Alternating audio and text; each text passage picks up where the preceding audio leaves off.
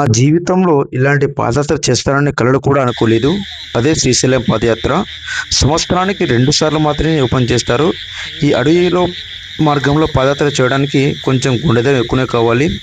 దాదాపు 50 కిలోమీటర్లు పైగా ఉండే యాత్ర చేయడానికి కొంచెం ఈ కష్టతరంగానే యాత్ర ఉంటుంది. మన ఆంధ్రప్రదేశ్ ఆత్మకూరు దగ్గర వెంకటాపురం నుంచి ప్రారంభమవుతుంది.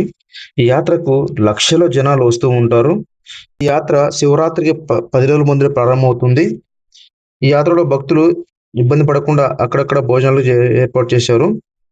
వెళ్ళే మార్గంలో ఈ స్వచ్ఛమైన గాలి, ప్రకృతిని ఆస్వాదిస్తుంటే చూడడానికి 2 కళ్ళు చాలవు. వెళ్ళే మార్గం కొంచెం కష్టతరంగానే ఉంటుంది. అయినా మనసులో ఓం నమ శివాయ అని తలుచుకుంటూ వెళ్తే ఎంత దూరం అయినా అలాగే వెళ్ళొచ్చు. ఫైనల్‌గా శ్రీశైలం చేరుకోగానే మనం నడిచిన అలసటంతా ఒక్కసారిగా తీరిపోతుంది. మీరు ఎవరితో వెళ్ళాలనుకుంటున్నారో వారికి షేర్ చేయండి. ఓం నమ శివాయ అని కామెంట్ చేయండి.